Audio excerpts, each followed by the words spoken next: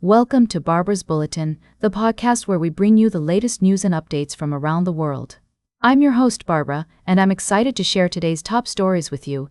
We're starting off with a significant development in international relations as U.S. President Donald Trump meets with Colombian President Gustavo Petro at the White House. This encounter is being closely watched, given the two leaders' history of clashing ideologies and unpredictable personalities.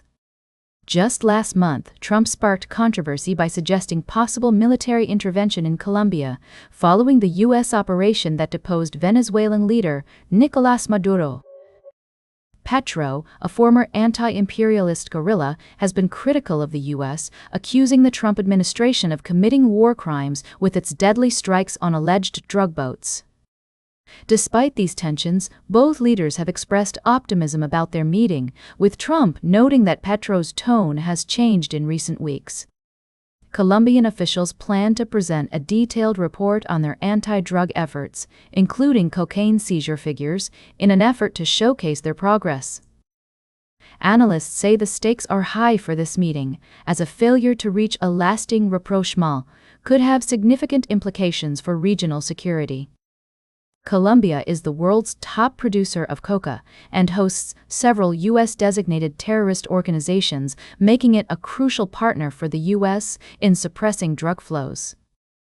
As we wait to see how this meeting plays out, it's worth noting that Petro has positioned himself as a thorn in Washington's side throughout his career. Will he take a more conciliatory approach with Trump, or will their differences lead to further tensions?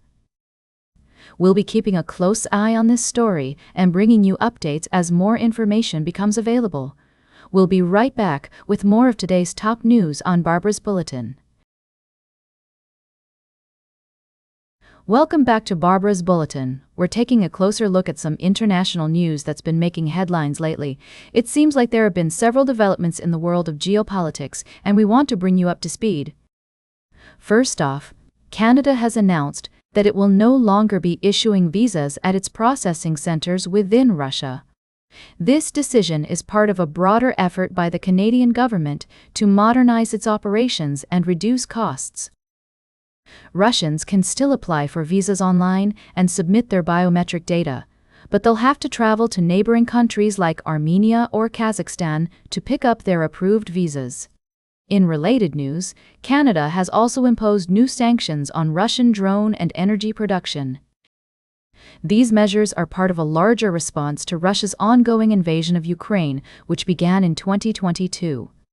The international community continues to grapple with the complexities of this conflict, and it remains to be seen how these new sanctions will impact the situation. Meanwhile, Russia has been making headlines for its own diplomatic efforts, including a recent agreement with Myanmar.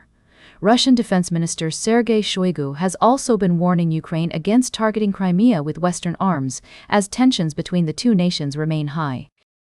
We want to emphasize that these are complex and multifaceted issues, and there are many different perspectives at play. As always, we strive to bring you balanced and unbiased reporting here on Barbara's Bulletin. It's also worth noting that the Canadian government has warned foreign nationals against attempting to claim asylum during the upcoming 2026 FIFA World Cup, which Canada will be hosting alongside the United States and Mexico. As we continue to follow these developments, we'll be sure to bring you updates and insights from around the world. Welcome back to Barbara's Bulletin.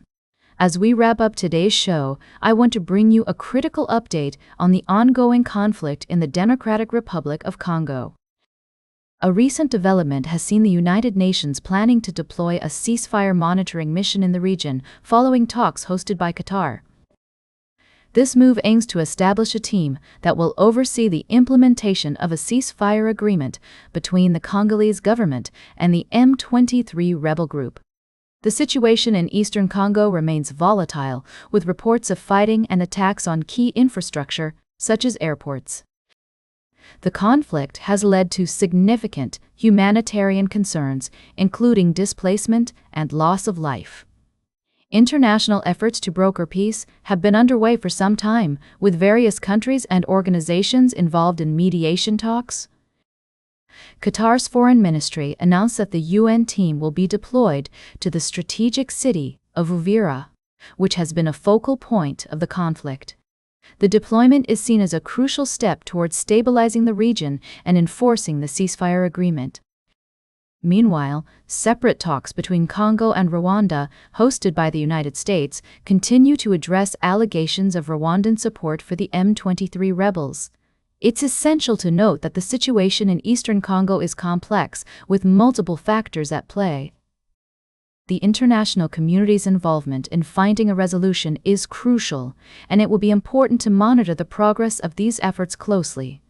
As we follow this story, we'll provide updates and insights to help you understand the complexities of the conflict.